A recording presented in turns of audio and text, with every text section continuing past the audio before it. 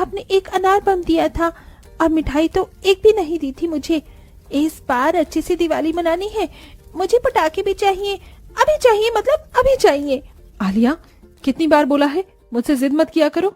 वैसे ही घर में पैसे नहीं हैं और दिवाली मनाने की अलग टेंशन है। आप बहुत गंदी हो मम्मी, आप बहुत गंदी हो, आप मेरी कोई बात नहीं मानती हो। हे भगवान, ये मुझसे क्या हो गया। आलिया बेटा, मुझे माफ कर दे। गुस्से में स्वाति अपनी बेटी पर हाथ उठा देती है और आलिया कोने में बैठकर रोने लगती है। इतने में तेज आंधी चलती है तो उसके घर की छत थोड़ी सी टूट जाती है, जो कि घास वगैरह से बनी हुई थी। हे भगवान, वैसे ही घर में पैसे नहीं है, ऊपर से छत भी टूट गई। अब इसे भी ठीक करवाना पड़ेगा। सर पर दिवाली है, अपनी बेटी को पैसे दूं, घर ठीक कराऊं, राशन लाऊं या क्या करूं, कुछ समझ नहीं आ रहा। क्या हुआ भाग्यवान, तुम इतने परेशान क्यों हो? अरे ये कैसे टूट गई? इसी को देखकर तो मैं परेशान हो रही हूँ।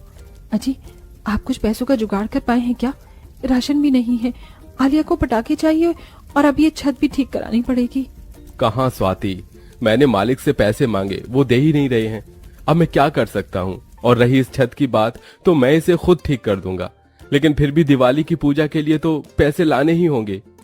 आप उनसे पैसे मांग कर देखिए, मैं भी कोई काम ढूंढ लेती हूँ। मैं हमारी बेटी को ऐसे परेशान होते हुए नहीं देख सकती।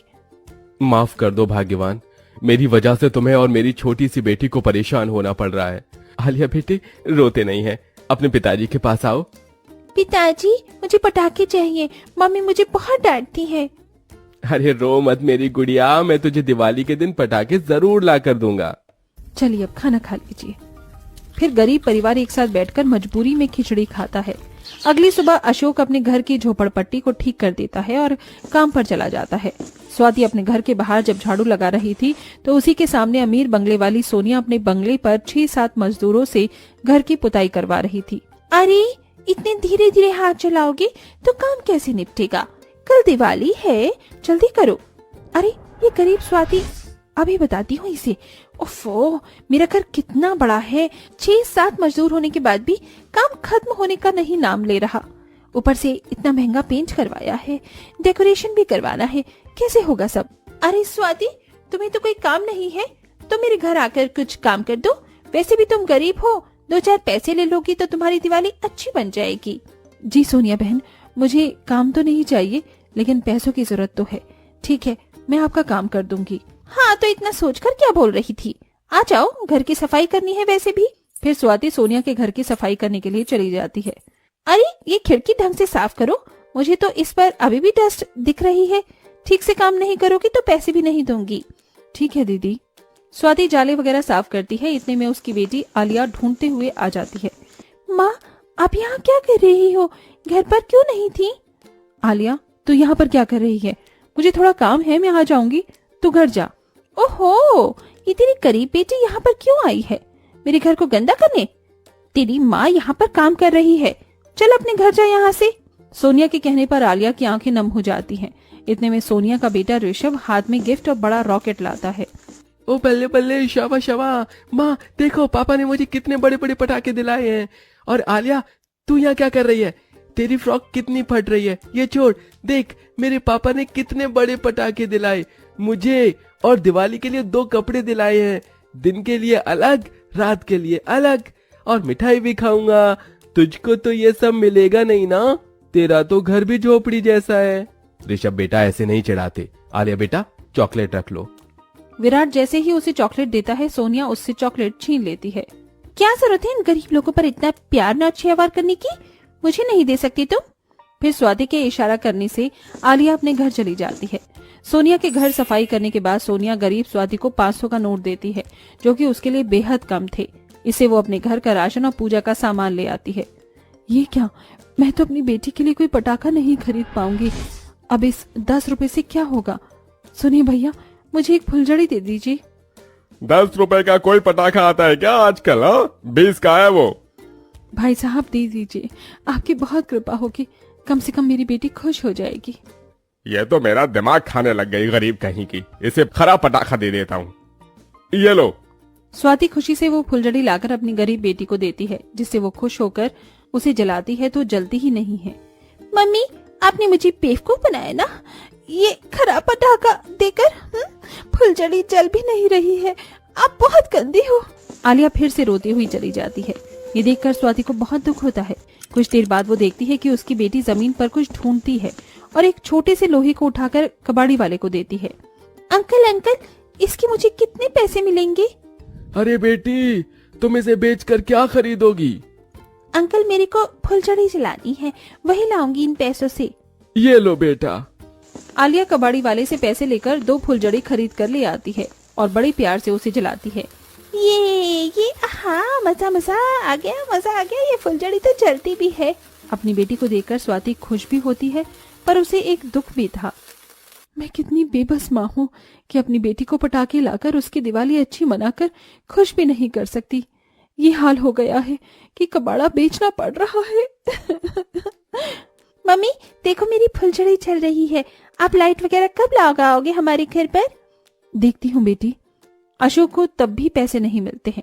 फिर जैसे तैसे गरीब परिवार लक्ष्मी माता के बिना बताशे रखकर पूजा कर बाहर आते हैं, तो वो ये देखते हैं कि कैसे अमीर परिवार और उसका बच्चा दिवाली के अतरंगी पटाखे जला रहे हैं। अरे वाह, ये कूदो कूदो, चक्री पर कूदो। ये देखिए विराज, हमारा बेटा कितना खुश है। और वो अनार बम तो देखो कितना कलरफुल है। वैसे बहुत महंगे आए हैं ये पटाखे। फिर ऋषभ जैसे ही रॉकेट में आग लगाता है, वो रॉकेट ऊपर जाने की बजाय सोनिया के पल्लू में लग जाता है, जिससे वो बहुत डरती है। विराट उसकी कोई मदद नहीं कर पाता। इतने में स्वाति नलका चलाकर बाल्टी में पानी भरकर उस पर पानी डाल देती है और उसकी जान बचाती है। सोनिया बहन, तुम ठीक तो हो ना? थैंक यू स्वाति, आज मैं बाल बाल बच गई, वरना पूरे कपड़ों में आग लग जाती। और विराट, तुम खड़े खड़े क्या देख रहे थे? मेरी मदद नहीं की? माफ करना, मैं डर गया था सोनिया, पर शुक्रिया स्वाति जी, आपने मेरी पत्नी की जान बचाई, इतनी बहादुरी दिखाई। अजी, इसमें शुक्रिया कहने वाली क्या बात है? इंसानियत के नाते ये तो मेरा फर्ज था। ठीक है, हमारा शुक्रिया नहीं चाहिए तो कोई बात नहीं, पर मुझे माफ जरूर कर देना। कल मैंने तुम्हारी और आलिया के साथ बहुत गलत बर्ताव किया था, इसलिए तोहफे में नए गिफ्ट्स, नए कपड़े और पटाखे देना चाहती हूँ। मना मत करना। हाँ आंटी, मैं भी चाहता हूँ आलिया मेरे साथ दिवाली सेलिब्रेट करे। अरे भाई साहब, आप भी आइए ना, दूर क्यों खड़े हैं? ठीक है, आप कहती हैं तो जरूर। फिर सोनिया गरीब परिवार को नए तोहफे, पटाखे और मिठाइयाँ देती हैं। इसके बाद वो खुशी खुशी एक साथ दिवाली मनाते हैं। ये आप सभी को हमारी ओर से दिवाली की बहुत बहुत शुभकामनाएं। और हाँ, दिवाली अमीर गरीब दोनों लोगों के लिए एक समान खुशियों की सौगात लाती है, इसीलिए कभी किसी को नीचा ना दिखाएं। सासू माँ, देखिए ना, कपड़े रगड़ते रगड़ते तो मेरे हाथ ही छिल गए हैं। मुझसे अब ये सब नहीं होगा। जरा देखा तो सही। अरे हाँ, तेरी तो सच में खाल उतर रही है। तू रहने दे, बाकी के कपड़े तनुजा धो लेगी। तू जाकर कुछ देर अपने कमरे में आराम कर ले। शुक्रिया सासू माँ, मेरी प्यारी बहना। अब बचे हुए कपड़े तुम निपटा देना, तब तक मैं तो चली एक झपकी लेने। सोना ऐसे बोलकर सारा काम अपनी छोटी बहन तनुजा पर छोड़ गई। वो बचपन से ही ऐसा ही किया करती थी। सोना वैसे उम्र में तनुजा से बड़ी थी, लेकिन वो बहुत ही ज्यादा कामचोर थी और हमेशा कामों से बचने के लिए वो बहाने बनाती रहती थी। और किस्मत देखो, दोनों बहनों की शादी भी एक ही परिवार में 2 बेटों से हुई थी, जिसकी वजह से अपनी बहन का सहारा होने की वजह से सोना और भी कामचोर हो गई थी। कोई बात नहीं दीदी, आपके हाथ अगर छिल गए हैं तो अब आप कपड़े मत धोइए, बचे हुए कपड़ों को मैं निपटा दूंगी। तनुजा के ऐसे बोलते ही सोना खुशी खुशी अपने कमरे में चली जाती है। उसके हाथ कुछ ज्यादा घायल नहीं हुए थे, लेकिन उसे कामों से बचने का अच्छा खासा बहाना मिल गया था। सोना ने कई दिनों तक अपने हाथों को दिखा दिखा कर कोई भी काम नहीं किया। ऐसे ही दिन बीत रहे थे और अब दिवाली आने वाली थी। जहाँ सभी घर वालों को दिवाली के आने की खुशी थी, वहीं सोना को दिवाली की सफाई करने के बुरे सपने सता रहे थे। अरे नहीं, अब फिर से दिवाली आएगी, लेकिन उससे पहले घर को साफ करना होगा। हे भगवान, मैं ऐसा क्या करूं जो मुझे ये सब ना करना पड़े। सोना ऐसा सोच ही रही होती है कि तभी उसके मन में एक विचार आता है। आइडिया, अब मुझे सफाई की झंझट से बचने में सिर्फ मेरी सहेली ही मेरी मदद करेगी। अभी उससे बात करती हूँ। सोना ने ऐसा सोचते हुए अपनी सहेली को फोन मिला दिया और उससे बातें करने लगी। दोनों सहेलियों में बात पक्की हो गई और अगले दिन, बहुओं देखो तो जरा, दीपावली में अब बस कुछ ही दिन बाकी हैं। चलो दोनों के दोनों घर की सफाई में जुट जाओ। जी सासू माँ, कहाँ से शुरुआत करनी है? तुम दोनों रसोई से शुरू करो। तनुजा और सोना दोनों रसोई में चली गई। कुछ देर सफाई करने के बाद चल सोना, अब अपनी एक्टिंग स्किल दिखा दे। मन में ऐसे सोचकर सोना अचानक से ही रसोई में गिर पड़ी और बेहोशी का नाटक करने लगी। अपनी बहन को बेहोश देखकर तनुजा बहुत डर जाती है। सासू माँ जल्दी आइए। तनुजा ने उधम मचा दिया। उसकी आवाज सुनकर ममता भी जल्दी से भागती हुई आई और उन दोनों ने जल्दी से डॉक्टर को फोन लगाया। कुछ ही देर में सोना की सहेली, जो कि पेशे से डॉक्टर थी, वो घर आ गई और सोना का चेकअप करके बोली, बधाई हो ममता जी, आपकी बहू और मेरी प्रीशियस सहेली प्रेग्नेंट है। क्या क्या बोली तू? मेरी बहू प्रेग्नेंट है? जी। सुना तूने?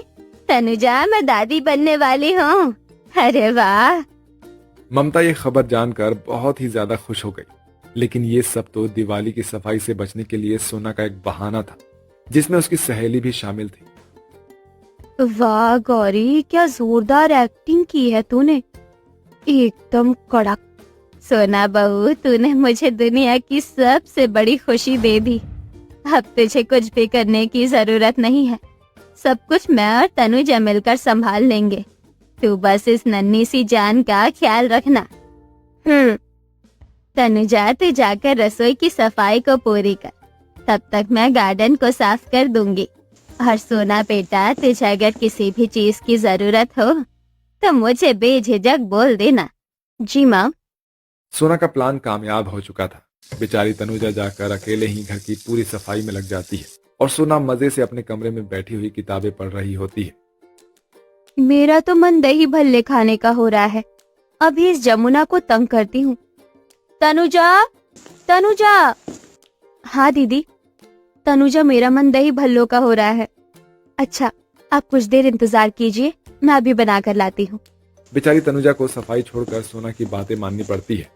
इसी तरह से 2 दिन बीत जाते हैं। तनुजा ने रसोई से लेकर स्टोर रूम तक घर के एक एक कोने की सफाई कर दी थी। इस बीच उसे अपनी झूठी बहन की सेवा भी करनी पड़ रही थी। लेकिन सोना को अपनी बहन पर जरा भी तरस नहीं आता था। ऐसे ही दिन बीत रहे थे और एक दिन मैं तो अब बैठे बैठे ही थक गई हूँ। कुछ देर छत पर जाकर ताजी हवा खाकर आती हूँ। सोना अपने बिस्तर से उठ गई और उठकर छत पर जाने लगी। घर में सिर्फ तनुजा थी और वो भी अपना कमरा साफ कर रही थी, इसलिए सोना पर किसी ने भी ध्यान नहीं दिया। ऐसा लग रहा है जैसे कि मैं सच में ही प्रेग्नेंट हूँ। चल सोना, थोड़े हाथ पैर चला। सोना ऐसे बोलते हुए छत की सीढ़ियों पर चढ़ने लगी। अभी वो चढ़ ही रही थी कि उसका पांव फिसल गया और वो सीढ़ियों से गिर पड़ी। सोना सीढ़ियों से गिरकर जोर जोर से दर्द से कराहते हुए चिल्लाने लगी और फिर कुछ देर बाद वो बेहोश हो गई। तनुजा उसकी आवाज सुनकर भागती हुई आई और उसे जल्दी से अस्पताल लेकर पहुंची। हे भगवान, दीदी को ना जाने अचानक से क्या हो गया। मुझे मम्मी जी को बता देना चाहिए। तनुजा ने जल्दी से अपनी सास और सोना और अपने पति को इस बात की खबर कर दी। सभी अपने अपने काम छोड़कर जल्दी से अस्पताल आ गए। सभी बहुत ज्यादा घबराए हुए थे। हे भगवान, तनुजा, क्या हुआ सोना को? माँ, वो इससे पहले तनुजा कुछ बोलती, सोना की मरहम पट्टी करके डॉक्टर बाहर आ गए और बोला, घबराने की कोई बात नहीं है, सोना जी बिल्कुल ठीक है। बस चोट लगने की वजह से वो बेहोश हो गई थी। शुक्र है डॉक्टर। मेरा होने वाला पोता या पोती तो सही है ना? जी, ये आप क्या बोल रही हो? हाँ डॉक्टर, मेरी बहू प्रेग्नेंट है ना? जी, आपको शायद कोई गलतफहमी हुई है। आपकी बहू प्रेग्नेंट नहीं है। हमने अभी अभी सारे चेकअप किए हैं। हैं? तो इसका मतलब? सभी सोना के निकम्मेपन को अच्छे से जानते थे। वो सभी सोना की साजिश को भी अच्छे से समझ गए। उस समय तो किसी ने सोना को कुछ भी नहीं बोला और उसे शांति से घर ले आए। मगर अगले दिन, सोना बहू, चल जल्दी से जाकर बाहर की सफाई कर दे। सासू माँ, मुझे चोट लगी हुई है। अभी कल ही तो मैं अस्पताल से लौटी हूँ। आपको शर्म नहीं आती? अरे मेरा नहीं तो मेरे होने वाले बच्चे के बारे में ही सोच लीजिए। सोना के ऐसे बोलते ही ममता ने उसे एक करारा सा थप्पड़ मारा। अब तो झूठ बोलते हुए थोड़ी सी शर्म कर। अरे पागल, तेरा झूठ कल ही हम सबके सामने आ गया है। ममता की बात सुनकर सोना का मुंह उतर गया। तो क्या आपको सब कुछ पता चल गया? हाँ, चल गया। कामों से बचने के लिए तूने हमें इतना बड़ा धोखा दिया। अरे एक बार भी तुझे अपनी बहन पर भी तरस नहीं आया? ये बेचारी सारा सारा दिन काम में लगी रहती थी और तू? ममता की बातें सुनकर सोना को उसकी गलती का एहसास हुआ। सासू माँ, मुझे माफ कर दीजिए। मैंने जो भी किया उसके लिए मैं बहुत शर्मिंदा हूँ। माफी मुझसे नहीं तनुजा से मांग, इसी पर सारा लोड पड़ा है। नहीं माँ, मुझे दीदी की माफी नहीं चाहिए। बस दीदी आगे से कोई झूठ मत बोलना। अपनी बहन की बात सुनकर सोना को और भी ज्यादा पछतावा हुआ और उसने माफी मांगते हुए फिर कभी भी ऐसा ना करने की कसम खाई। उस दिन के बाद से सोना कभी भी अपने कामों से नहीं बची और सभी खुशी खुशी रहने लगे।